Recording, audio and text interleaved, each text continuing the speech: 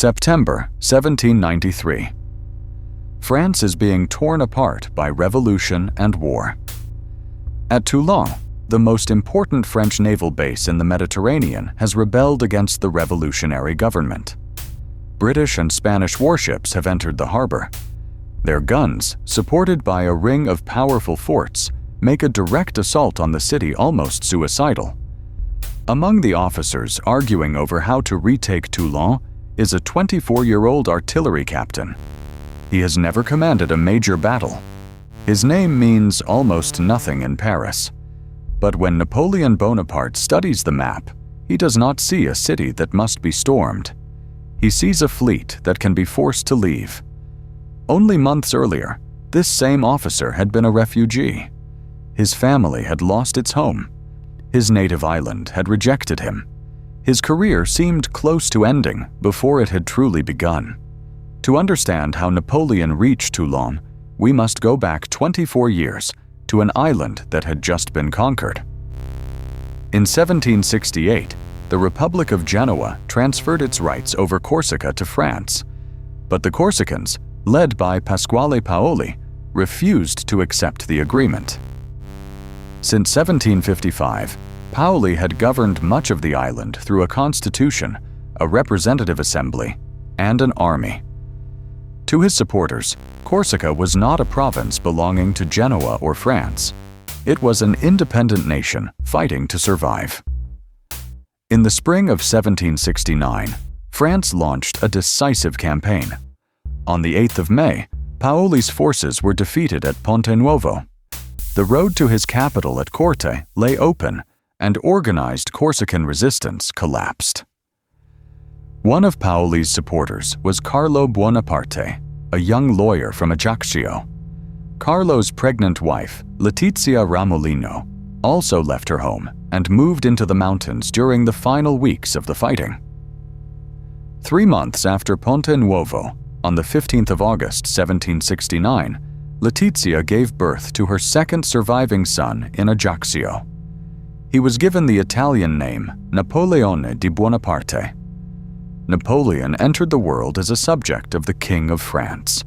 Yet the stories surrounding his childhood were stories of a Corsica that had just lost its freedom. The Buonapartes belonged to the island's minor nobility. They possessed a respected name and useful connections, but little wealth by the standards of the French aristocracy. Carlo understood that armed resistance was over. To protect his family, he would have to work with the new rulers. He recognized French authority, secured official recognition of the family's noble status, and represented Corsica at the court of Louis XVI. That compromise allowed his sons to receive royal scholarships. It was the first great paradox of Napoleon's life. The defeat of Corsica made him French, while his father's accommodation with France opened the road to a French military career. On the 17th of December 1778, Carlo sailed from Bastia with Joseph and Napoleon. Napoleon was 9 years old. It was the first time he had left Corsica, and he would not see his family again for years. After a brief period learning French at autumn, Napoleon entered the Royal Military School at Brienne in May 1779. For a boy who spoke French with a strong Corsican accent, Brienne was a foreign world. Many pupils came from old and wealthy French families. They understood the manners, language, and social rules of the aristocracy. Napoleon did not. Some mocked his accent, his name, and his relatively poor background. He responded by withdrawing into himself. He made few close friends, reacted angrily to insults, and remembered them for years. But isolation also drove him toward books. He read history, geography, biography, and the works of writers who celebrated ancient republics and national independence. The hero of his imagination was still Pasquale Paoli. Napoleon thought of himself first as a Corsican, not as a Frenchman. In youthful writings, France appeared as the conqueror of his homeland. Yet Brienne was quietly transforming him. He showed particular strength in mathematics and geography, subjects essential to artillery. Artillery was the most technical arm of the 18th century army. An officer had to calculate distance, elevation, weight, movement, and lines of fire. Family prestige mattered, but competence mattered too. In 1784, Napoleon was selected for the École Militaire in Paris. He was 15 years old. The move placed him at the center of the kingdom, whose language and manners had once seemed so alien. He trained as an artillery officer, studying fortification, mathematics, tactics, and the handling of guns. When Carlo died in February 1785, the family's finances became even more precarious. Napoleon completed his course early, passed his examinations, and was commissioned as a second lieutenant in the La Fère Artillery Regiment. At 16, he was now an officer of the French king. His first years of service were not glorious. At Valence and other garrisons, he drilled men, inspected equipment, studied regulations, and continued reading. He also wrote constantly about Corsica. His uniform was French, but his political imagination remained fixed on the island.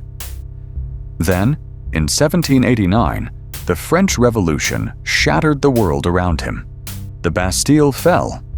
Royal authority collapsed. Privilege was attacked. Officers emigrated. And the army began to open to men whose advancement had once been limited by birth and influence. For an ambitious young artillery officer, revolution created danger, but it also created opportunity. Napoleon repeatedly returned to Corsica. In 1790, Paoli came home after more than 20 years in exile and was welcomed as a national hero. Napoleon admired him deeply. For a brief moment, it seemed possible that the revolution and Corsican patriotism might work together. But the two men belonged to different generations and were moving toward different futures. Paoli increasingly distrusted the radical direction of the French Revolution. Napoleon, despite his Corsican nationalism, depended on the French army and increasingly tied his ambitions to the revolutionary state. Their conflict became political and personal. Local elections, volunteer units, family rivalries, and accusations of disloyalty divided the island.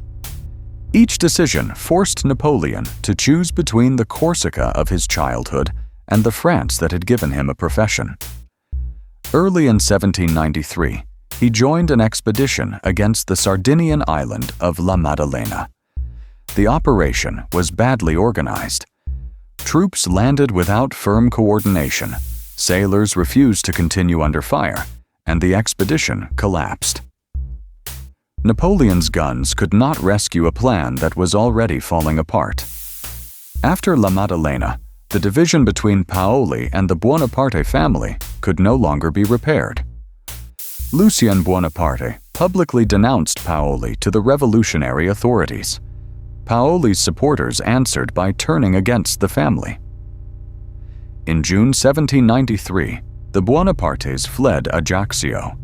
Their house was attacked and their position on the island destroyed. Letizia and her children moved north, found passage by sea, and escaped to the French mainland. Napoleon had lost the homeland that had shaped his identity. But exile also forced a final decision. His future would no longer be built in Corsica. It would be built in the army of the French Revolution. France itself now stood close to disaster. The king had been executed. European powers attacked from several directions. Civil war spread across the country. And at Toulon, counter-revolutionaries had handed the French Mediterranean fleet to the British. Napoleon set out for the city. He had little money, no powerful political position, and no celebrated command.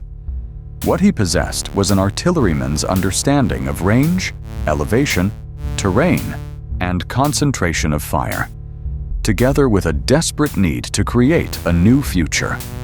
On the hills overlooking Toulon harbor, everything that Brienne, Paris, Corsica, and the revolution had made of him would be tested in war for the first time.